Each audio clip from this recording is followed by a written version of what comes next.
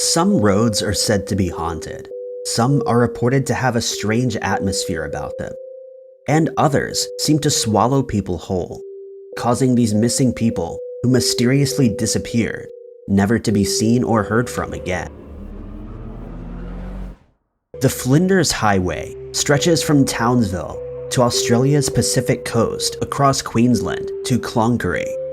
It's also been the location of two unexplained disappearances that have left law enforcement frustrated, as there's been no conclusion to these cases. Rhys Kearney, a 26-year-old man from Queensland, was living with his parents at the time of his disappearance. On the 21st of December 2017, he had just attended the funeral of a close friend, and his family described him as being understandably distressed and in an agitated state. When his mother returned from a shopping trip and discovered that her motorcycle was gone, she tried to contact him, but with no success. On the 8th of February, her motorbike was found at the Telstra Tower, but Rhys was nowhere to be found. Police would later learn that he was seen riding the motorbike near a roadhouse in Ravenshoe, and later in Mount Surprise. They believed that he may have been traveling to see his brother in Normanton, but this remains unknown. Senior Sergeant Isles mysteriously disappeared on the 23rd of September 2009. On that morning, he arrived at work per usual at 7:12 a.m. He then retrieved his equipment from the police station safe, as he is seen on CCTV climbing into an unmarked police car alone at 7:22. He then drove to his house in Ayr, as witnessed by Beverly Kelly, who lives nearby. She then saw him place something in the car's trunk. He had a short conversation with his wife and son before setting off towards Townsville, where he was to attend training. But he never arrived, and he was never seen again. His car and clothes were located in Bushland, south of Ayr, and police believe that since Isles was accused of corruption, he had a breakdown, and this is why he disappeared. They also stated that they were concerned about his mental health. His family, however, believed that there may have been foul play involved with his disappearance, following an inquest with a coroner. Between the industrial hub of Mexico's Monterrey and the city of Nuevo Laredo lies a stretch of highway that's been dubbed Mexico's Highway of Death. The 3-hour car journey has seen as many people as 50 go missing in recent years, 6 of those being United States citizens. On the 3rd of January 2021, Jose de Jesus Gomez Cordova was driving to Jalisco State in central Mexico when he mysteriously disappeared. He'd been seen living in northern Texas for 16 years and has made a trip on several occasions to visit family members. The last sighting of him was when he phoned his mother to tell her that he was in Laredo, Texas, and that he would be leaving for Monterrey the next day. But he was never seen again, and despite the FBI getting involved, he was never found. On the 13th of June, Gladys Cristina Perez Sanchez, a 39-year-old employee of a Laredo school district, disappeared along with her 2 children. She was last seen by her relatives in Sabinas Hidalgo, Nuevo León, about 84 miles south of Laredo. She left her family's home at 3:40 p.m., driving a yellow 2004 Chevrolet Sonic, and vanished forever. Police believed she went missing on the Monterrey-Nuevo Laredo highway. Her family stated that she seemed to have every intention of returning home in Laredo, and that her health may be at risk as she may not have access to medication she needs to take on a daily basis. She's described as being 5 foot tall, 150 pounds with brown eyes and long black hair, last wearing a green polo shirt and blue jeans. Most of the people who mysteriously vanish on this road are believed to go missing while approaching or leaving the city of Nuevo Laredo, which is dominated by cartels. 6 other men have reappeared from the area and state where they were assaulted before having their vehicles stolen by armed men. As for the other missing people who have never been found, their whereabouts remain a mystery. The Interstate I-80 is a stretch of highway that lies between San Francisco, California, and New Jersey. One section crosses the northern part of Nevada, where one of the most desolate and unforgiving areas in the US is located. As a result, it's been dubbed the Big Lonesome.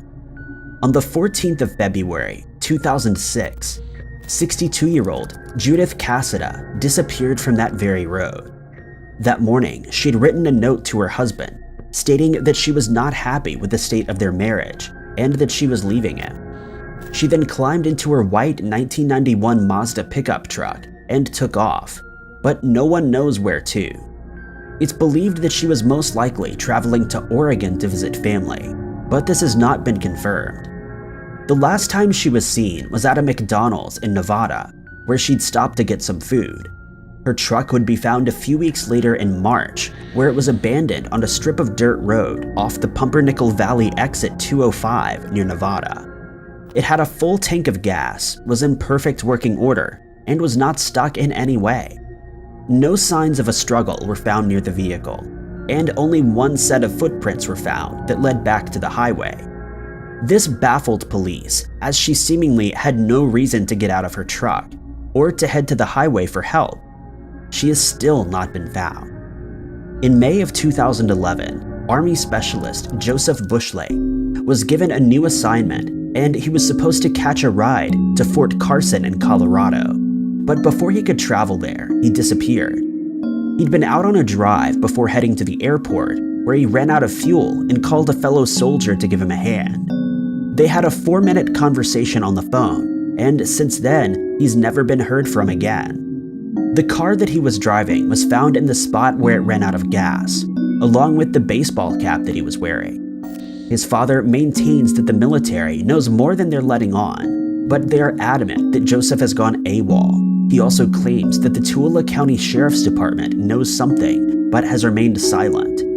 The I-80 is the same stretch of highway that saw the disappearances of Nan Dixon in September of 1978, and World War II veteran Patrick Carnes in April of 2011. The Long Trail in Vermont runs along the Green Mountains main ridge to the Canadian border. It's rumored that a serial killer was active along the trail between 1945 and 1950 due to the large amount of strange disturbances that have occurred there. The first man was named Middle Rivers. On the 12th of December, 1945, he was guiding a group of hunters up to the mountains. It's an area that he knew well, and when they were on their way back, he traveled ahead of the rest of the group and mysteriously disappeared. A search was conducted by state police, hunters, and Boy Scouts, but despite their best efforts, he was never found. Then, on the 1st of December, 1949, James Tedford also vanished from the same area. After returning from World War II in 1945, he found that his wife, Pearl, had vanished from their home in Fletchertown. The house was abandoned, and his family stated that they had no idea where she had gone. She was last seen heading to a store, but they never had any further contact with her. He never heard from her again. In 1949, he boarded a bus in St. Albans, making his way back to Bennington. It was an 8-hour trip, but heavy snowfall caused a delay. 14 passengers would state that they saw Bennington sitting on the bus asleep. When the bus reached Bennington, however, he was no longer there. All the passengers and the driver testified that they never saw him get off the bus, and that he was still in the vehicle when they reached the last stop before Bennington. All his possessions were still in the luggage rack, and his bus timetable was still open on the seat next to his, but he was never seen again. Many other people disappeared from the same area in the 1940s, and despite the belief that a serial killer was responsible, no proof of this has ever been found and no suspects have been named. Highway 277 stretches through an area so desolate that it's been said that a person can lie down in the middle of the road and not be concerned about being run over. In 2013, a man from San Angelo, Texas, was traveling along this road when he disappeared. Brendan Lawson returned to his house on the 8th of August, 2013, after not going home at all the previous night. His girlfriend of 10 years, Ladessa Lofton, was furious because of this, and they got into a heated argument. He decided to leave, and that was the last anyone has ever seen him since. His father told police that he had a conversation on the phone with Brendan that night at around 11:30, in which he said that he was heading over to the house in Crawley, about 3 hours drive away. Just after 12:30, he phoned his brother, Kyle Lawson, from the San Angelo and told him that he had run out of gas.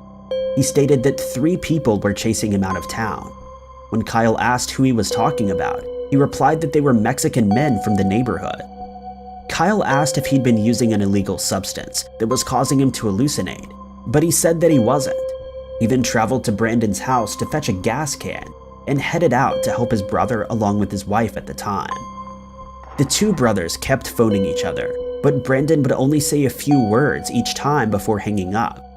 During one of the calls, Brandon said that he was running through a field at 12:50 a.m. and he phoned 911.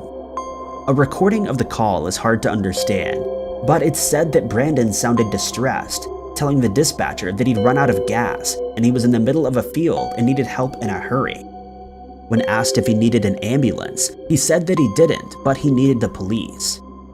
Bad reception in the area ended their call, and the dispatcher attempted to phone him back, but she got his voicemail and left a message. A further 18 calls would be made between Brandon, Kyle, and Kyle's wife, the last being from Brandon to Kyle at 1:15. A deputy arrived at Brandon's truck just after 1 a.m. after a trucker reported that his F-150 was obstructing traffic along Highway 277. He noted that Kyle wasn't there, but just then Kyle arrived, still on the phone with Brandon, who said, "I can see you, I'm right here." Kyle could not see him. However, he assumed that he was hiding from the deputy. He drove up the road and parked, but Brandon never appeared, and he remains missing to this day. Weightlifter Julius Sekatoliko from Uganda is a rising star in the sport, as he competed at the 2018 Commonwealth Games, finishing 10th in the finals of the men's 56-kilogram competition. In July of 2020, he was in Western Japan as part of the pre-Olympics training when he became a missing person. Sekatoliko was originally scheduled to fly back to Uganda after he failed to qualify for the Olympic weightlifting field. But when he didn't show up for a COVID-19 test, he was reported missing. When his hotel room was searched, police found a note that he had left, in which he stated that he wanted to remain in Japan to look for work. The note also asked that Ugandan officials ship his personal belongings back to his wife in Uganda. Osaka Prefectural Police were eventually able to find security footage that showed Sekatoliko traveling from Osaka to Nagoya by train. He had made a stop along the way before ultimately getting off in Yokkaichi. Here, he was tracked down by police, and he revealed that even though he is considered a hero in his own country, he found it difficult to return after failing to qualify for the games, and he had hoped that he would be returning with a medal. When he was returning to Uganda on the 23rd of July, the Ugandan government released a statement saying that they are committed to helping Sekatoliko complete rehabilitation and that they would be working with him to further his career. But the story didn't end there, as it was later revealed that he would be taken to the Criminal Investigation Department in Kampala for interrogation. He would later be released, but soon after, he was charged with conspiracy to defraud his government. This came about after it was found that he may have conspired with a government official to be included on the team for the Olympics. The investigation is ongoing, and if the charges against him are found to be justified, he could end up serving as much as 10 years behind bars. Monica Decker, a 53-year-old woman from Connecticut, was reported missing on the 8th of April 2020. The last sighting of her was when she was leaving her house that she shared with her adult son in Bridgeport. When she didn't arrive at work as scheduled at Norwalk Transit that day, police were asked to perform a welfare check at her home, and they found her 2016 Honda Civic still parked in the driveway. Her personal belongings, including her cell phone, were still inside the house, and there was no indication that foul play was involved in her disappearance. For the next year, her family searched for her, hoping that she would be found alive or return home on her own, but to no avail. Shortly after her disappearance, they told Dateline that it was uncharacteristic for her to disappear without informing anyone where she was going, and that they feared the worst. Monica's daughter stated that she had seen her mother the previous week, and everything seemed normal. After an investigation was launched, Bridgeport police stated that she may have left the area with a man named Toby Roberts. In May of 2020, Monica's daughter received a notification that her bank account had been accessed at an ATM in Vermont. A detective found that she had checked her account balance but hadn't withdrawn any money. When investigators checked CCTV footage from the ATM, they were able to confirm that it was indeed Monica who had access to the account, and she was seen entering a green Honda with an unknown man. Then on the 31st of May, 2020, Monica was finally tracked down, and she was taken to the hospital as she had lost a lot of weight, weighing only 89 pounds when she was found. Police stated that there was no foul play suspected in her disappearance, and that no further information regarding the case would be released. It's unclear why she decided to leave her hometown, and if she had in fact left with someone, but her family was over the moon to learn that she was alive and well, and they thanked police as well as members of the public for their assistance during the case in a statement posted to Facebook.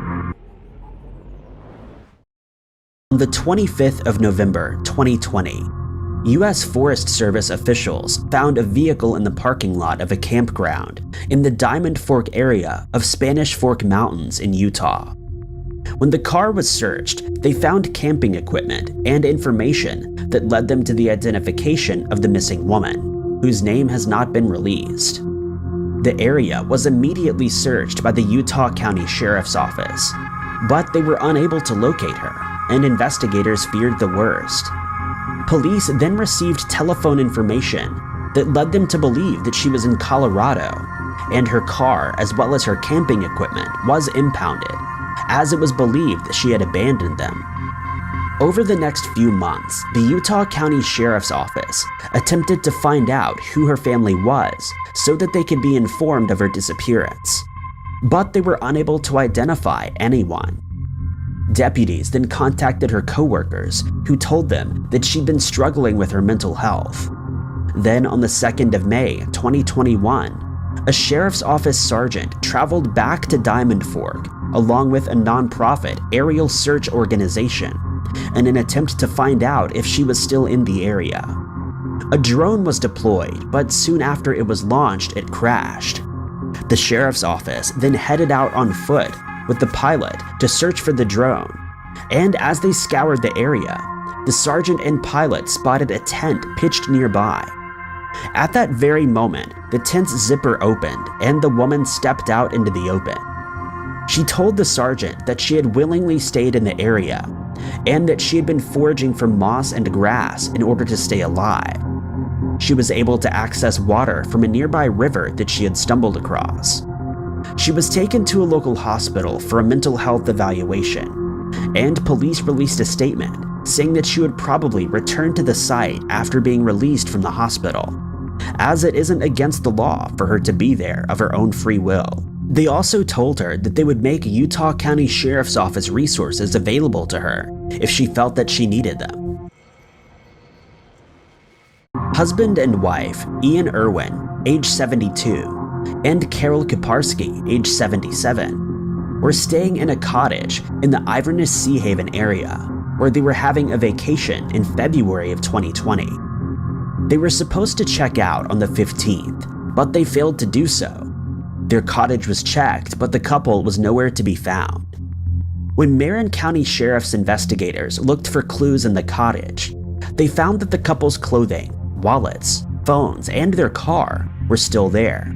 But they found no clues as to where they may have been heading. They were reported missing, and when Ian's son was informed, He stated that he wasn't too worried as they had the skills to survive in the woods, since Carol was an herbalist and mushroom hunter, and Ian had a background in mountaineering. Over the next few days, searchers scoured the surrounding areas by land, boat, and air. And on the 20th of February, their search efforts were transitioned to a rescue mission and then to a recovery operation. But 8 days after they'd gone missing, the couple was found alive and well in the wilderness after a team of volunteers was canvassing the area that had already been searched. In an area near a creek drainage that leads to Shallow Beach, they heard yells and they knew that they had found them. The couple told police that they had gone for a hike on Valentine's Day, but had gotten lost when it got dark. As they tried to make their way back, they had a fall and ended up stuck in the woods. Carol attempted to search for help, tying her scarf around a branch to find her way back to Ian, but she was unable to find a way out of the thick vegetation. They were able to stay alive after they had found a puddle that they could drink from, and Ian kept Carol safe from poison oak as well as thorns by lying over them so that she could go over him. When Ian's son was informed that they had been found alive, his mindset instantly switched from sorting out an estate to planning out how he was going to travel to Iverness to meet up with them. When they were found, they were in good spirits and were taken to a local hospital and treated for mild hypothermia, since they were both wearing thin summer clothing when they set out on their hike. Holly Suzanne Courtier, a 38-year-old former nanny from Woodland Hills in Utah, was last seen on the 6th of October 2020 when she had gone missing in the Zion National Park, one of America's most treacherous hiking areas. Holly's younger sister, Jillian Oliver, stated that she had seen Holly days before she left for Zion, and that she seemed in good spirits. The two women lived close to each other, and Holly has stopped by Jillian's house to catch up. They were having dinner, but Holly wasn't eating since she was on a fast, something she did quite regularly. Jillian described her sister as a free spirit who is prone to being spontaneous and stated that she didn't inform anyone that she was planning to travel to Zion. When she left that day, she gave Jillian a big hug and choked up a little, saying that she loved her as if she wasn't going to see her for a while. When a missing persons report was filed by Holly's roommate, investigators found that she had used her credit card to pay for entry into the park.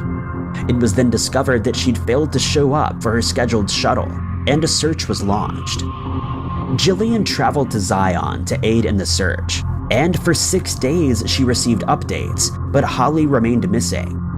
Search and rescue personnel learned that Holly had no food or water with her, but her sister hoped that her fasting habit would help her survive.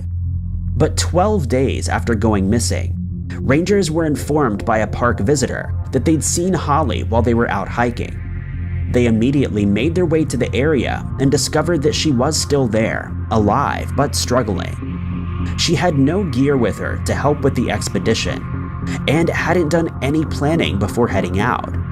She was able to survive by staying close to the Virgin River, but was emaciated since she hadn't eaten for days. Holly would later explain that she had hit her head and become disoriented, but rescue personnel were puzzled by the fact that she wasn't found earlier, since Virgin River is a popular hiking spot where she would have easily been seen. She was taken to a local hospital where she was treated for the beginning stages of kidney failure. Antonio Coppola vanished into thin air after leaving a London Underground station earlier this year. The disappearance came without warning, and so far, little information about the investigation has been made public. Antonio is an Italian national who'd been living in London for 2 years. He had previously lived in Sydney. Despite his travels, he remained very close to his family and contacted his parents daily. The last time they heard from him was a phone call on the 15th of September, the day before he disappeared. There was nothing out of the ordinary about the call or about Antonio's activities earlier on the day of his disappearance. He and a friend were traveling to the London Underground at around midday when Antonio began to feel unwell with stomach problems. He got off the tube at Bow Road Station in eastern central London. CCTV cameras captured footage of Antonio as he left the building. He was wearing a white t-shirt, black pants, and orange Nike shoes at the time. He turned right after leaving the station towards Mornington Grove and hasn't been seen since. Police have said that they're searching CCTV from the surrounding area, but whether any more has ever been found isn't unclear. If Antonio was feeling unwell, he may have tried to get access to a bathroom in one of the nearby pubs. If he stayed on the main road, he likely would have walked past the Thames Magistrates Court, which has several CCTV cameras outside, but so far only footage from the station has ever been released. Antonio's family have issued a plea for information or for Antonio to contact them to let them know he's safe. Anyone with information is urged to contact the police on 101 or the Missing People charity. For 9 years, the family of missing sailor Timmy McColl have been trying to solve his mysterious disappearance. CCTV cameras caught him leaving the Rock Bottom Cafe in Dubai in the early hours of May 27, 2012, and he has not been seen since. Timmy was a leading seaman in the Royal Navy and was deployed aboard the HMS Westminster at the time of his disappearance. He had a high-tech job aboard the ship, which had been patrolling the waters off the coast of Somalia, Libya, and Kenya to target pirates and smugglers. The day before Timmy vanished, the ship docked at Port Rashid in Dubai for maintenance, and Timmy and the other sailors were given leave to explore the surrounding area. He spent an earlier part of the day at the Seafarer's Mission, where he went swimming. CCTV from the site was released to Timmy's family after the disappearance. He was described as wearing dark blue checkered shorts, blue canvas shoes, and a red t-shirt. He had left the center at around 11:38 p.m. going with friends to a bar. Again, there was CCTV footage which showed Timmy outside chatting to a motorcyclist. This time, he appeared to be wearing light-colored shorts and flip-flops. Timmy and his friends stayed at the bar for a couple of hours before Timmy fell asleep at the bar. Bouncers escorted Timmy out of the club and, according to his family, left him on the side of the street. His friends soon came out and put Timmy in a taxi, though no footage of this interaction was ever captured. The two friends say that they put Timmy in a taxi and told the driver to take him to the ship, paying in advance. But Timmy never made it back to HMS Westminster, and what happened after this remains unexplained. The taxi driver eventually was tracked down. He said he had stopped for directions at one point, and when he got back into his car, Timmy had disappeared. Timmy's family believe he got into a second taxi, possibly one that dropped off another group of people at the port later in the night. But this was never able to be confirmed. At first, it was feared he may have been kidnapped due to his job, but if this was the case, nobody ever came forward to say that they had him. After an investigation, the Navy eventually ruled that Timmy had drowned in an accident, though no evidence for this could ever be found. There was no trace of him or his clothing found in the water despite a significant search.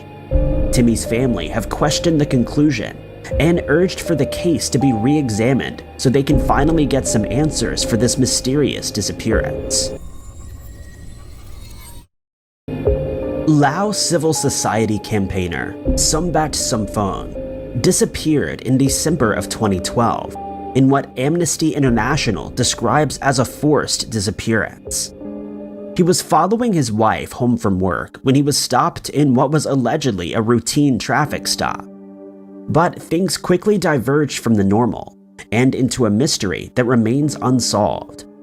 Sombat had dedicated his life to improving civil society in Laos. He ran campaigns to sustainably improve living conditions for the country's poor, and worked with international organizations to make his projects a success. This would often be ignored by the Lao government, But in 2012, things began to escalate. Sombat was a keynote speaker at an international conference for non-governing organizations being held in Laos's capital. At the conference, his report, The Lao People's Vision, was handed out, which assessed the happiness of people from all over the country. Plainclothes security personnel harassed some of the attendees, and paper copies of the report were confiscated.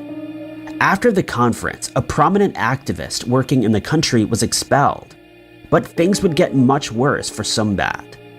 He and his wife were traveling home from his office on the evening of December 15, 2012. They were in separate cars, and Sombat was following behind his wife in a Jeep. A CCTV camera near the checkpoint captured the interaction, but the quality makes it difficult to pick out individuals. Not long after Sombat was stopped, a person riding a motorcycle stopped a little way down the street and headed towards the police. The unknown individual riding the bike got into Sombat's car and drove it away, leaving his own bike behind. About 3 minutes later, a pickup truck with flashing lights, apparently being escorted by 2 motorbike riders, pulls to a stop outside the checkpoint. 3 people, including Sombat, got into the car. As they leave, one of the bike riders fires a shot into the air, possibly to scare off witnesses or to signal the truck to drive. They departed, and Sombat has not been seen since. When he didn't return home, his wife went to authorities. She and family members were allowed to see and record the CCTV footage from the night of the disappearance, but the original version has not been released. Due to the fact that police at the time didn't seem too concerned about the situation and the lack of help trying to find Sombat after the fact, international human rights organizations suspect authorities may have at least been complicit in Sombat's disappearance. Despite regular appeals, nobody has released any information about what happened to him once he got into the truck, and his fate remains a mystery. Ashia had a successful career, plans to move to Argentina, and was in a happy relationship when she mysteriously vanished in Hong Kong on November 11, 2008. It was a last-minute trip she had taken with a group of work friends, but not long after they arrived in China, she left the friends without saying goodbye and traveled to Hong Kong. This was the last confirmed sighting of Ani, who was caught on CCTV as she took money out of an ATM. Ani was a well-traveled young woman and a successful paralegal. Earlier in October, she and her boyfriend had come back to Canada after a trip to Costa Rica. Almost as soon as she got back, she was making plans to go with friends to China in a few days' time. This was unusual for her. Usually, she would plan out her trips, and she liked to travel alone. So making last-minute decisions like this shocked her family. Nevertheless, she made the trip and arrived with her friends in Beijing on October 25th. Her friends had plans to travel to a number of countries in Southeast Asia, but Ani had only had time to secure a visa to China and was planning to get the others while abroad. Her final stop was supposed to be India for a yoga retreat, and then she would return back to Canada. On October 31st, Ani left her friends without warning. She left the hotel room in the middle of the night, then returned later that day to collect her things and checked out. She traveled by train and then on to Hong Kong by plane, arriving on November 9th. What Ani got up to in Hong Kong is unclear, but immigration records show she never left. There were a handful of sightings of her in the city, particularly in the area around Chongqing mansions, but none of these could ever be confirmed. While Hong Kong was generally safe for tourists at the time, this was a more dangerous area with significant crime rates for the city. She was spotted at a hostel, but it wasn't confirmed if she actually spent the night there or was just checking it out. It was the early hours of the day after the sighting at Chongqing Mansions that Ani was caught at the ATM. She made 2 interactions, taking out a total of 2,800 Hong Kong dollars, which was less than 500 Canadian dollars. Ani left the ATM never to be seen again. The final interaction she made with her friends back home was later that day, when she texted her sister to wish her niece a happy birthday. Ani had been in contact with her family regularly throughout the trip, so when she stopped contacting them, they became concerned. The Foreign Affairs Department in Canada reported her missing to Hong Kong police on December 9th. But police didn't know where to begin, as Ani had told nobody back home her plans for her trip, and no CCTV footage showed Ani after she left the ATM. None of the sightings that were put forward were ever confirmed, and no trace of Ani was ever found. Her disappearance quickly became a cold case and remains unsolved. She was 5'4" and weighed 120 pounds at the time of her disappearance, and was last seen in a white t-shirt and was traveling with a black and blue backpack. Any information should be passed to the Hong Kong police to try to solve this strange case. The last hour of Tiffany Witten's life, before she vanished into thin air, was captured on CCTV cameras at a Walmart in Marietta, Georgia on September 13, 2013. It was between 1 and 2 a.m. Tiffany was behaving strangely and was under the influence of illegal substances. She takes clothes and puts them in her shopping cart before removing them again. This happened multiple times. All the while, she's slipping things into her handbag. Her boyfriend, Ashley Cottle, walks behind her. Just after 2 a.m., they go to the checkout, and Cottle pays in cash for the items still in the cart, mostly clothing for his young daughter. He goes to the exit, and Tiffany follows a little way behind. As she goes to the exit, Tiffany is confronted by a loss prevention officer, one of the plainclothes security guards on the lookout for shoplifters. He grabbed her handbag strap. Tiffany called for Cottle, who was already out the doorway, but he didn't react. Tiffany shakes off her handbag and runs from the store, leaving her shoes behind. Neither Cottle nor the security guard went after her. The security footage of Tiffany leaving the store is the last time anyone ever saw her. It was a while before Tiffany's family realized she was missing. Tiffany had been addicted to illegal substances for a while, and her family were used to her being in touch only sporadically. Her mother had actually stopped contacting her because she believed it would help Tiffany get clean sooner. It was only after Tiffany's grandmother received a letter about the theft at Walmart and tried to contact the store that they realized there was anything wrong. Even after that, getting authorities to treat her disappearance wasn't easy, and it would be months after Tiffany disappeared that a serious investigation began. Cottle became the main person of interest. According to Cottle, he searched for Tiffany after she disappeared. There was an IHOP across the street from the Walmart which Tiffany had previously worked at, before being fired for theft. He asked around there if anyone had seen her, but she didn't make it there. He then called a friend to pick him up. The car he had arrived in had illegal substances in it, and he was scared of getting caught. Cottle and the friend drove around looking for Tiffany, but when they couldn't find her, they figured she would eventually turn up. She never did. Cottle denies being involved in Tiffany's disappearance. If he did take her life, like many suspect, the time frame he had to do so was very slim. Cottle points to another friend, who he alleges also came to pick him up that night, but stayed in his car after Cottle and the first friend left. Tiffany was 5'3" tall and weighed 105 pounds at the time of her disappearance. She was wearing a light-colored shirt and dark blue jeans, without any shoes or socks. The one thing everyone involved in the case agrees upon is that someone knows what happened to Tiffany, and it could just be one witness coming forward that would eventually finally solve this mysterious missing person case.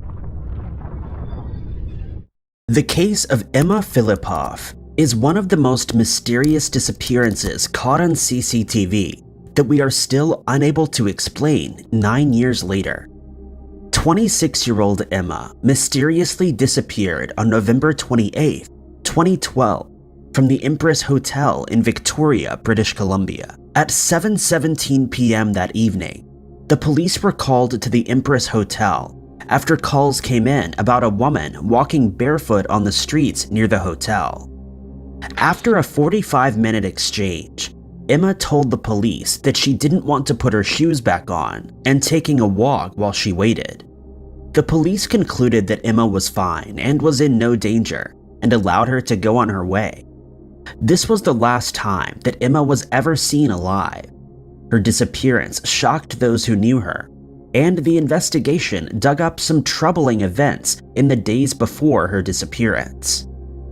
8 days before Emma mysteriously vanished, she was spotted on CCTV cameras at the YMCA, close to the Sandy Merriman Women's Shelter, where she was staying.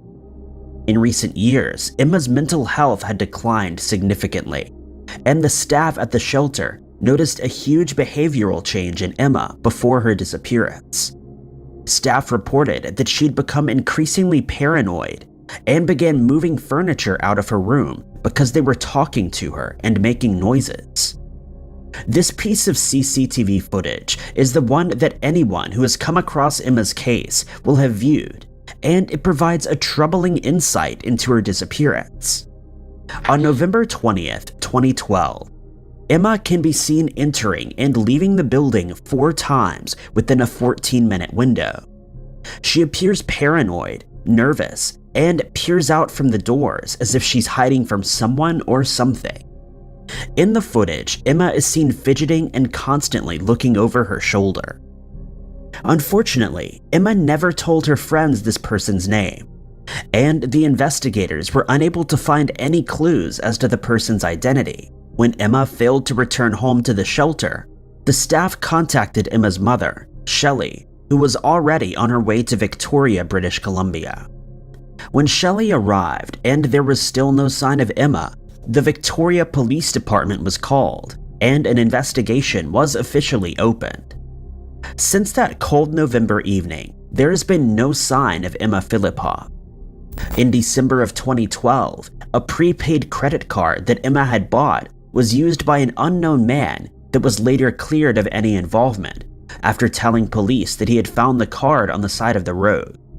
There have been other unconfirmed sightings of Emma, but so far, the Victoria Police are yet to find her. Emma's mother, Shelley, has never given up hope in search for her daughter, and is working closely with documentary makers and podcast hosts to spread the word. If you have any information, you're urged to contact Crime Stoppers Canada at 1-800-222-8477 or the Victoria Police Department at 250-995-7654. 23-year-old RAF Airman Cory MCK was last seen at around 3:25 a.m. on September 24, 2016. Cory's mysterious disappearance made headlines across the UK, and most people have seen the chilling CCTV footage of Cory's last moments. Despite all of this evidence, the Suffolk Constabulary are still no closer to solving the case. Cory spent the evening of Friday, September 23rd into Saturday, the 24th, partying with his RAF colleagues. The group went from bar to bar and ended up at the Flex nightclub. In the early hours, Cory was approached by bouncers and removed from the club as he was too drunk. Cory is reportedly seen by passers-by asleep in a doorway with his takeout beside him. Then at 3:25 a.m., Cory is spotted on CCTV cameras staggering on a street corner with his takeout meal. Cory carries on walking down the street into a horseshoe area. He walks out of view of the CCTV cameras and is never seen again. By Monday, the 26th of September, Cory's RAF colleagues were becoming increasingly worried about him when he failed to show up on base, so he was reported missing. The search for Cory MCK has been described as a multi-million-pound operation, yet there is still no sign of Cory. The most plausible theory is that he fell asleep in an industrial bin and was collected by the trash collectors on the morning of September 24th. The Daily Mail reported that at 4:19 a.m. on September 24th, a bin belonging to the company Greg's was emptied, and the bin men working that day noticed that the contents were unusually heavy. It was calculated that the trash collected that day was 79 kilograms heavier than usual. Despite multiple searches of landfills, no sign of Cory has ever been found, and the Suffolk Constabulary are left with a chilling piece of CCTV footage of Cory's last moments. A coroner's inquest in 2020 determined that Cory likely passed away after falling asleep in a bin. However, there's no forensic evidence to link Cory to this bin or the van that was used that day. If you have any information about Cory's case, you're urged to contact the Suffolk Constabulary on 101 or contact Crime Stoppers at 0800-555-111. December 8th, 2020 marked the 20th anniversary of 22-year-old Trevor D's mysterious disappearance. His family gathered on Haddington Road in Dublin and retraced Trevor's last steps in the hopes of uncovering new clues or finding new witnesses. 22-year-old Trevor spent the evening of December 8th, 2000 at his work's Christmas party at Copperface Jack's and Buck Whaley's. Trevor had joined the Bank of Ireland asset management team in 1999 as an IT technician and appeared to enjoy his job and got on well with everyone who worked there. Trevor's family also told investigators that it would have been very out of character for him to be drunk at this party. At around 3 a.m., Trevor left the party and began walking towards the office to check his emails and catch up on everything that he had missed. He would have usually then taken a taxi, but on this particular evening, taxi drivers across Dublin and Ireland were striking, forcing Trevor to walk in the rain with 70-mile-per-hour winds. CCTV shows Trevor entering his office and then leaving again at 4:03 a.m. CCTV cameras also captured Trevor and an unknown man having a brief conversation outside of the bank. It's also been reported that this mysterious man had been waiting for Trevor for 30 minutes, leading police to assume that he had followed Trevor from his Christmas party. 2 more men are seen talking to Trevor, but these were later identified as colleagues. After finishing up their conversation and promising to see each other in the morning at work, the men parted ways and Trevor began making the walk to his apartment. CCTV cameras confirmed that Trevor was making his way down Bagot Street Bridge and Haddington Road towards his apartment at 4:14 a.m. Just 30 seconds after Trevor is seen, the ominous unknown man that Trevor had been seen talking to outside of his office is seen running after him. After this, Trevor has never been seen or heard from again, and he failed to show up for work or make contact with his family. He was reported missing, and police have opened a missing persons case. Trevor's family did everything they could to find him.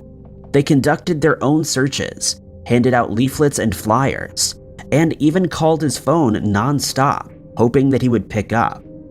Interestingly, Trevor's phone was active for a few days after his disappearance, putting to bed rumors that he had fallen into a canal. Trevor's family are desperate for answers and closure, and are asking anyone with information to please come forward. If you have anything you can offer on this case, you're asked to contact 353-1666-0000 or call Crime Stoppers at 1-800-250-025. There are few details available about the disappearance of 51-year-old Norman Peter Lamb, but his case is mysterious and haunting and deserves the public's attention. Norman Lamb, who goes by Peter, was last seen in Sainsbury's supermarket in Bishop Auckland, County Durham at 10:31 a.m. on June 29, 2021. CCTV cameras show Peter walking into the Sainsbury's supermarket wearing a mask and holding his coat in his hand. After being captured at the supermarket, Peter simply dropped off the map and was reported missing later that day. It appears that Peter pretty much vanished into thin air, and now his family is desperate and appealing for answers. Peter's story made headlines in the Northeast, however, it failed to reach the rest of the UK. Anyone in the area that day who may have seen Peter is asked to come forward and speak to the police. Months after his disappearance, the Durham Constabulary released another statement, asking farm owners to check whether a man matching Peter's description was lodging with them or had taken up work with them. The police have not released why they think Peter may be working on a farm, but he is described as a white male, 6'2", with brown eyes and dark thinning hair. He was last seen wearing a dark blue or black t-shirt, blue jeans, and black shoes. If you have any information, you're asked to contact the Durham Constabulary using 101 or Crime Stoppers at 0800-555-111. In September of 2021, Scottish police held a press conference and announced that they were undertaking a large-scale search and rescue operation in hopes of finding 21-year-old Patrick Lapinsky, who was last seen on September 5th, 2021. CCTV footage shows Patrick and his red Hyundai i20 at a gas station at around 1:15 a.m. The footage shows Patrick walking into the station, paying for his fuel, and then leaving. After this, there have been no sightings of him, and his friends and family are desperate for answers. According to the Scottish police, Patrick is believed to have been headed for the Scottish Highlands, which is a 2.5-hour drive. During the search, Patrick's car was found abandoned in the area. However, the details surrounding this have not been released to the public. The police have not indicated whether they believe foul play is involved, but they're asking for anyone with information to come forward. There are no mentions of the condition of Patrick's car, and people in Scotland are beginning to suspect that other important details are being withheld. Why would someone fill up their car with fuel, only to drive to a location 2.5 hours away and abandon it? As time goes on, Patrick's case becomes colder and colder and leaves more questions than answers. Patrick is described as a white male, 6'2", with blonde hair and glasses. He was last seen at a gas station wearing a blue t-shirt, jeans, and dark shoes. If you have any information, you're asked to contact 101 or Crime Stoppers at 0800-555-111. 18-year-old Michael Nrti had recently enrolled at UCLA with the music scholarship in the autumn of 1999. By all accounts, he was an intelligent and well-liked young man with a promising future ahead of him. He was gearing up to take his exams in December of that year, knowing that once exam season was over, he would be able to relax with his family and friends before returning to college in the new year. Sadly, Michael would never get to sit his exams, and on the morning of December 10th, 1999, he disappeared without a trace. Michael lived on the 6th floor of the Dykstra Hall, which was on the UCLA campus, and shared his room with one other person. On the evening of December 9th, 1999, Michael partied before going back to his room to play video games with someone else at the university. As this was 1999, Michael had to play the game over the university's wireless LAN network. Michael continued gaming and furiously mashing buttons well into the night before deciding to call it a day at around 4 a.m. According to reports, Michael left his dorm room to go and congratulate his opponent before returning to his room for a final time at 4:30 a.m. After this, Michael has never been seen or heard from again. When Michael's roommate awoke at 9 a.m. the next morning, Michael was nowhere to be seen. After searching around the dorm for him, he realized that Michael wasn't in the building.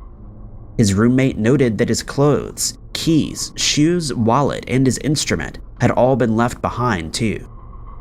Michael's absence was quickly noted, and his family were informed, who in turn reported him missing.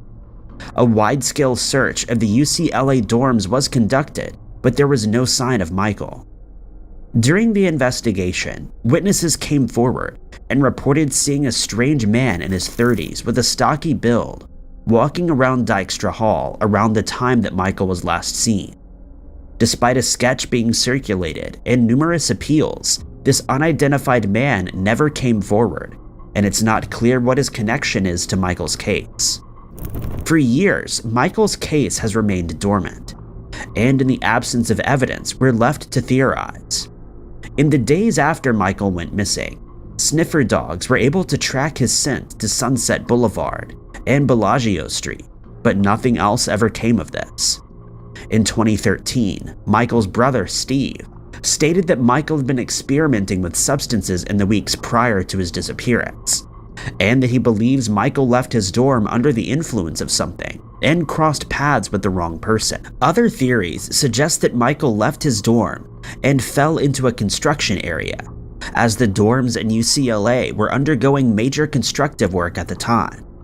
The police consider Michael's disappearance a homicide, and his family continued to work with police and private investigators to find out what happened to Michael and why he disappeared without a trace.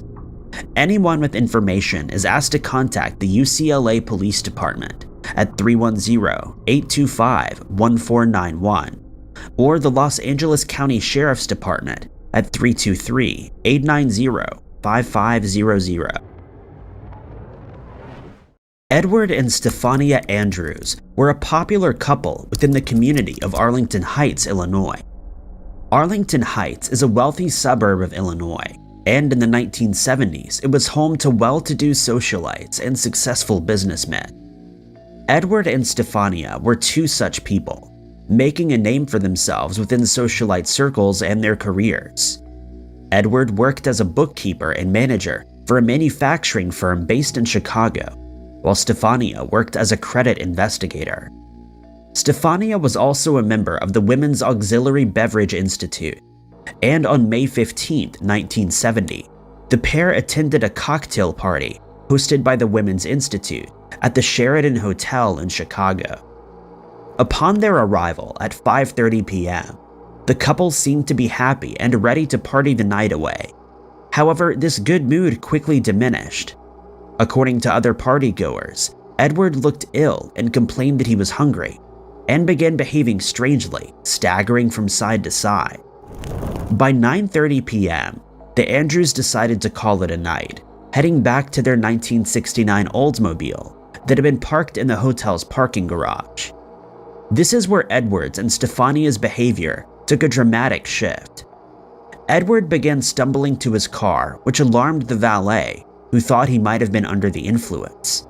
The valet also saw Stefania crying in the front seat. Before the valet was able to intervene, Edward drove the car out of the parking garage and onto Michigan Avenue. The valet would later tell investigators that Edward had hit the door on the way out and had to reposition the car in order to get out of the door. The valet then watched Edward illegally drive south into the northbound lanes towards Michigan Avenue Bridge and Wacker Drive. While this behavior was concerning, it doesn't appear that the police were called, and the valet and those who witnessed Edward's erratic driving went about their own business. It wasn't until Monday, May 18, 1970, that anybody realized the Andrews were missing. Both Edward and Stefania failed to show up for work, which sent alarm bells ringing for their colleagues. After realizing that something was wrong, the Arlington Heights police were called, and the two 62-year-olds were officially reported missing. In the days after Andrew and Stefania disappeared, the Chicago River was searched extensively after investigators theorized that Edward had driven the car off the road and into the water. This theory was supported by the fact that a bridge on Lower Wacker Drive was covered in scrapes while the road was covered in skid marks. Sadly, despite searching the Chicago River numerous times, no sign of Edward or Stefania has ever been found. Over the years, numerous tips have been called in, but these have amounted to nothing. A shocking new development came 24 years after the couple disappeared in 1994, when an informant told the Arlington Heights Police Department that Edward and Stefania had been placed in a pond near Green Oaks in Lake County, Illinois. The informant told investigators that a group of young men were responsible for what happened to the couple. However, despite extensive searches, no sign of Edward or Stefania has ever been found in Lake County. The community of Arlington Heights were baffled as to how two popular socialites could vanish without a trace, and 52 years later, we're still no closer to solving the mystery. Anyone with information is asked to contact the Arlington Heights Police Department at 847-368-5300. 18-year-old Tammy Lynn Leppert has been missing for almost 39 years as of 2022, and her case is among some of the most mysterious disappearances that cannot be explained. In 1983, Tammy Lynn Leppert was an up-and-coming actress living in Rockledge, Florida, with her family, and her future looked bright. In 1982, she landed a role in the film Spring Break, which brought in over $25 million at the box office. This role changed Tammy's life. She'd been a successful beauty queen throughout her childhood, and now she was headed for stardom. However, an out-of-town party would change all of that. After Spring Break was successful, Tammy went to an out-of-town party without the accompaniment of any adults, according to her mother, Linda Curtis. Tammy came back from the party a drastically different woman. She became very paranoid, evading phone calls and looking at everyone she passed with suspicion. Linda was, of course, concerned for her daughter and asked what was wrong. Tammy tried her hardest to avoid answering the question before settling on the answer of, quote, "I saw something awful, something really bad that I was not supposed to see. Mom, what would you say if I told you someone was trying to harm me?" Linda kept pushing the matter, but each time Tammy shut down. She would only say that, quote, "they were after her," but again refused to elaborate as to who they were. As the weeks passed, Tammy's behavior became more erratic, but when she received a small part in the film Scarface, her family and friends hoped that a new project would allow her to shift her focus and bring her back to reality. Unfortunately, the filming of Scarface did the exact opposite, and just 4 days into filming in March of 1983, Tammy freaked out during the filming of a particularly graphic scene. As a result of her breakdown, the director sent Tammy home, and Linda, her mother, assumed the care of her once more. Her behavior only began to escalate again, and according to Unsolved Mysteries, Tammy would only eat food from other people's plates and refused drinks if they were in open containers, fearing that someone was trying to poison her. This behavior continued before Tammy eventually erupted, which saw her admitted to the Brevard County Mental Health Center in early July of 1983. Linda and Tammy's friends were extremely concerned for her welfare and did everything they could to get her the help that she needed. Linda spoke to the doctors at the mental health facility and with the local sheriff's office, but nobody could find any threat to Tammy's life or any psychiatric conditions that may have explained her behavior. During the filming of Scarface, Tammy had rambled to the director about something about money laundering.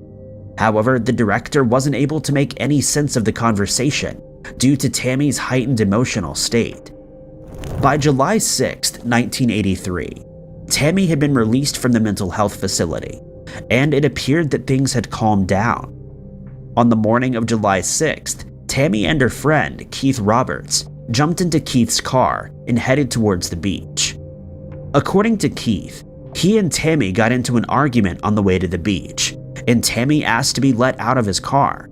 Keith obliged and apparently let Tammy out on State Road A1A in Cocoa Beach near the Glass Bank building.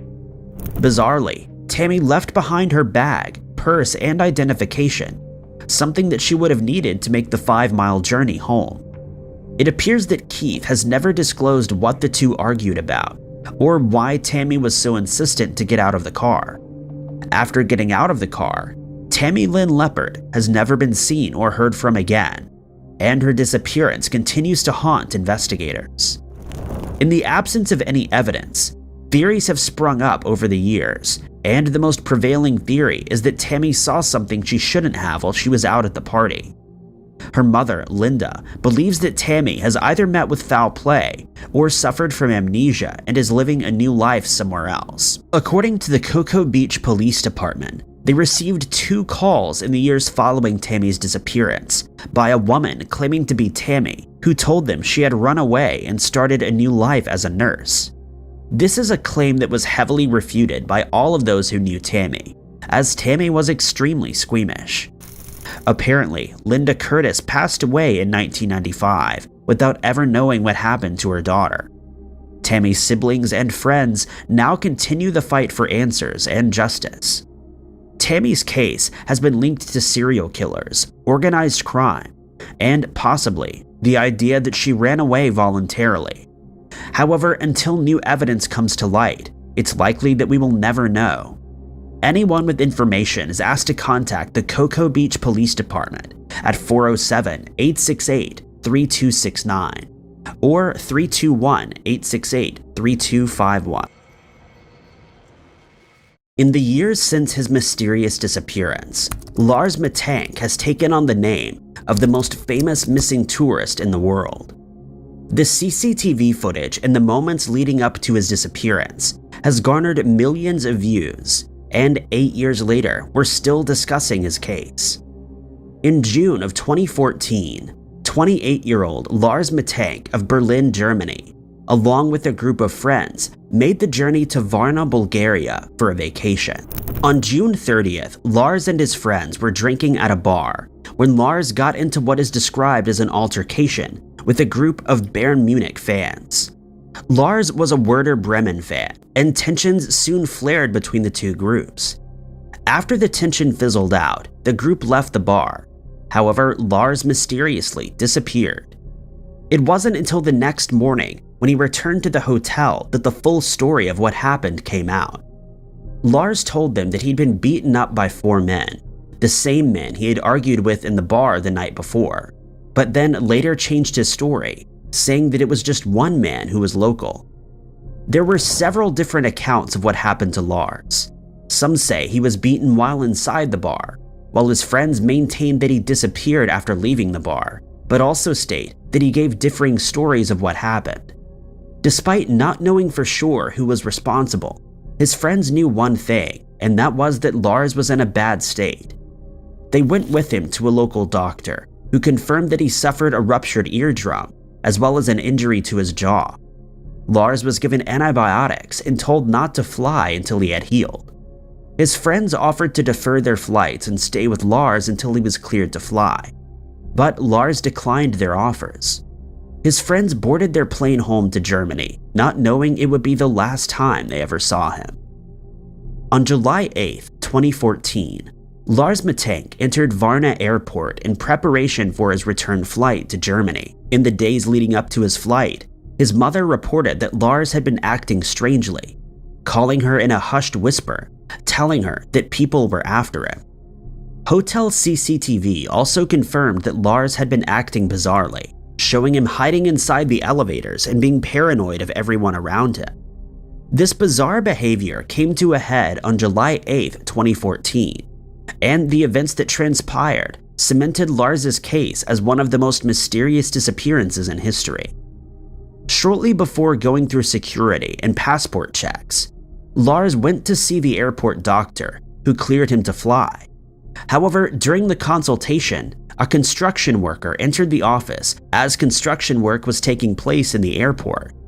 This freaked Lars out so much that he dropped all of his things, ran out of the doctor's office, through the hallway, and out of the airport. The entire event was captured on CCTV, and a bewildered Lars can be seen sprinting, almost for his life, through the airport's hallways. After this, he climbs over a fence and runs into the forest, never to be seen again. Investigators were called to Varna Airport, and in the years that have passed, there have been numerous investigations and searches, but there's been no sign of Lars. Dr. Todd Grande suggested that Lars may have experienced something called first break psychosis, which would explain his bizarre behavior and paranoia. Others believe that the men from the bar are involved, and that they hold the key to finding the world's most famous missing tourist. Anyone with information is urged to contact the Varna police at 359-52-355-311 or the BKA at 490-611-550. 18-year-old Russell Bowling of West Ella, Yorkshire, had his whole life ahead of him and was looking forward to what the future would bring. During his school years, Russell had suffered from communication issues, but after finishing secondary school, he enrolled in a bricklaying course at Bishop Burton College where he was doing well. On the morning of March 2nd, 2010, Russell left his home in West Ella, got into his car, and began the 10-mile drive to college. At least that's where his parents believed he was headed. In reality, Russell was headed for Bempton Cliffs, 45 miles away from his home in West Ella, and in the opposite direction of his college. As far as his parents were concerned, Russell had left for another day at college and would be back home in time for tea. But as darkness fell and there was no sign of Russell, they began to worry. Fearing the worst, his parents called the police and reported their son missing. Meanwhile, at Bempton Cliffs, an RSPB employee noticed Russell's car in a car park close to the cliffs. The car had a parking ticket displayed, and the RSPB employee went about their day. It wasn't until the next morning, when the RSPB employee saw Russell's car again, that the alarm was raised. The ticket had since expired, and the employee called the owners of the car park to report what they had found. When the police learned about Russell's car being found at Bempton Cliffs, they rushed to the scene, hoping they could find clues pertaining to Russell's whereabouts. But they were unable to uncover anything. The Humberside Fire and Rescue Service were also called out to the scene to perform an extensive search of the cliff sides and surrounding areas using thermal imaging cameras, but they too failed to turn up any evidence. In the days after Russell's disappearance, the police released new information about Russell's last movements. It was revealed that just 30 minutes before he set off from his home in West Ella on March 2nd, 2010, he'd visited the RAF Bempton website. This is significant as Bempton Cliffs is home to a disused RAF radar station that was taken over by a bizarre cult in the 1970s. According to Russell's father, Russell had become fixated with the group and had even kept a USB of the cult's art that they'd scrawled across the walls of the radar station. After this upsurge in activity, the radar station was a hotspot for urban explorers, which led to the radar station being sealed. But that didn't stop people from trying to get a peek inside. It's theorized that this USB stick may have had something to do with Russell's disappearance, as it's never been found. Did Russell uncover something that he shouldn't have, or did he go exploring in the wrong location? The police also searched Russell's sat-nav and found that in the days leading up to his disappearance, he had visited places across North Yorkshire, and that these towns or cities may hold some significance to his disappearance. His parents also retraced his steps to Bempton Cliffs, and found that it would have been impossible for him to drive from West Ella to Bempton Cliffs without stopping for gas. According to reports, there was no activity on his card on the morning that he went missing, and he had little to no cash on him. So how did his car make it all the way there without any money for gas? Since his mysterious disappearance, Russell's parents have fought tirelessly for answers. And despite numerous media appeals, they're still no closer to finding the truth. At the start of the investigation, it was theorized that Russell may have taken his own life. However, there's been no evidence to support this. In 2019, Assistant Coroner David Rosenberg addressed the coroner's court in Hull, telling Russell's family, quote, "Based on the submissions of the police that no body has been found, I believe somehow he passed at sea at Bempton Cliffs." David Rosenberg did, however, rule out the possibility that Russell took his own life, and as of 2022, the case remains largely unsolved. anyone with information is asked to contact the Humberside Police at 01482 220 393 or Crime Stoppers at 0800 555 111. Thank you guys so much for watching. If you liked this video, be sure to hit that like button. Also, don't forget to subscribe and click that notification bell to keep up to date with all of our future uploads. But I've been Ty Knots, and I'll catch you guys in the next video.